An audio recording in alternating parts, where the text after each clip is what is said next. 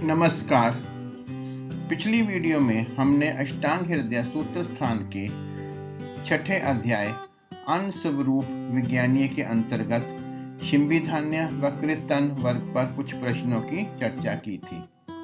आज उसी अध्याय की तीसरी कड़ी में हम कृतन वर्ग व मांस वर्ग के ऊपर कुछ प्रश्न डिस्कस करेंगे। विभिन्न धान्यों को भूनकर उनसे भक्ष्य पदार्थ तैयार किए जाते हैं। उनको बनाने में प्रयुक्त होने वाले द्रव्य व विधि के आधार पर उन्हें अलग अलग नाम से जाना जाता है। उनके गुण द्रव्य के गुणों के अनुसार होते हैं। चावल को भूनने पर लाजा तैयार होता है। उन्हीं चावलों को अगर हरित रूप में अर्थात बिना सुखाए भूनकर कूट लिया जाए तो उन्हें पृथुक अथवा चिवड़े कहा जाता है। जौ और गेहूं को भूनकर तैयार किए गए द्रव्यों को धाना कहते हैं। जौ, चने आदि द्रव्यों को भूनकर पीसकर तैयार किए गए आटे को सत्तू कहते हैं। लाजा तृषा, छर्दी, अतिसार, प्रमेह व कफ को दूर करती है तथा कास और पित्त का उपशमन करती है। इसके सेवन से अग्नि प्रदीप्त होती है और ये लघु व शीतवीर्य होती है। पृथुक अर्थात चिवड़े गुरु होते हैं, बल को प्रदान करने वाले होते हैं, कफ तथा विष्टंभ करते हैं। धाना अर्थात जौ आदि भुने हुए द्रव्य विष्टंभी और रूक्ष होती है। तर्पण करने वाली, लेखन कार्य करने वाली व गुरु होती है। सत्तू सेवन के नियम हटकर होते हैं। सत्तू लघु होते हैं, क्षुधा को दूर करते हैं, तृषा, श्रम, नेत्र रोग दूर करते हैं, पीने पर संतर्पण करते हैं, तत्काल बल प्रदान करते हैं। पानी पीते पीते बीच में सत्तू का सेवन नहीं करना चाहिए। सत्तू दिन में 2 बार नहीं करना चाहिए। रात को सत्तू नहीं खाना चाहिए। पानी में शक्कर मिलाकर उसका सेवन करना चाहिए। खाने के बाद सत्तू नहीं खाना चाहिए और सत्तू का सेवन अधिक मात्रा में नहीं करना चाहिए। पिन्याक अर्थात खल, जैसे तिल आदि का तेल निकाला जाता है, जो अवशेष बच जाता है, उसका सेवन गलानी करने वाला, रूक्ष, विष्टंभी एवं दूषित करने वाला होता है। वेसवार के क्या गुण हैं? वेसवार अर्थात अस्थि रहित मांस को जब कूटकर और भूनकर उसमें विभिन्न द्रव्यों का प्रयोग किया जाता है, उसके मिलाकर उसका सेवन किया जाता है, तो उसे वेसवार कहा जाता है। यह गुरु होता है। स्निग्ध, बलवर्धक और उपचयवर्धक अर्थात धातुओं की वृद्धि करता है। मूंग आदि से बनाए जाने वाला वेसवार गुरु और जिस द्रव्य से बनाए जाते हैं उसके अनुसार गुणों वाला होता है।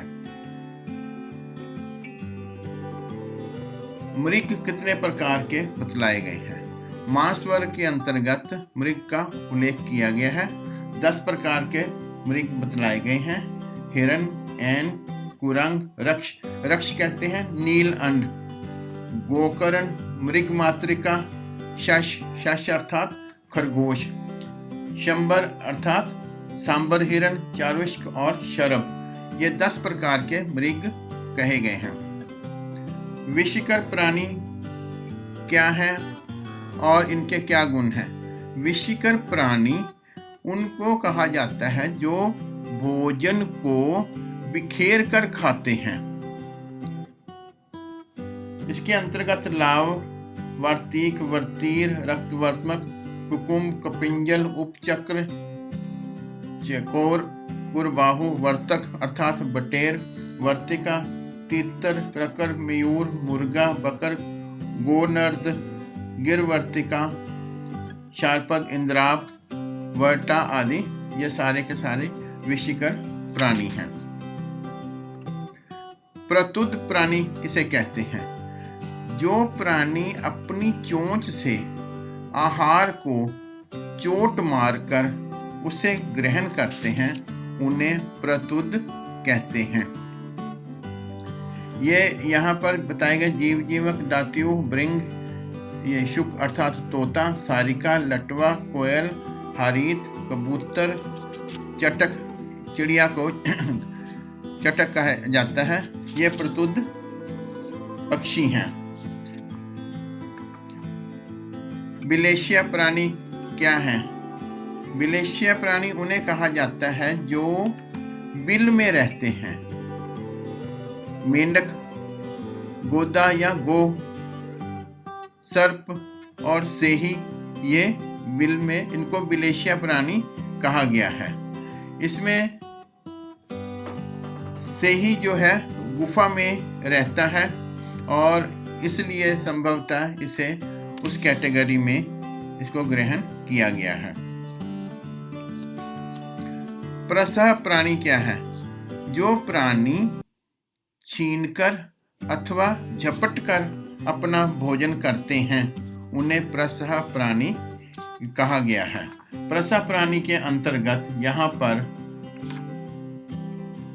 गाय, गधा, खच्चर, ऊंट, घोड़ा, चीता, सिंह, रीछ, बंदर, बिल्ली, चूहा, व्याघ्र, भेड़िया, नेवला, लकड़बग्गा, लोमड़ी, गीदड़, बाज, चाश, कुत्ता, कौवा, शशगनी, भास, कुरर, गिद्ध, उल्लू आदि को ग्रहण किया गया है। महामृग किसे कहा गया है? महामृग 10 कहे गए हैं। सुअर, भैंसा, न्यंको, यह कुरंग के समान लेकिन विकट सींग वाला होता है।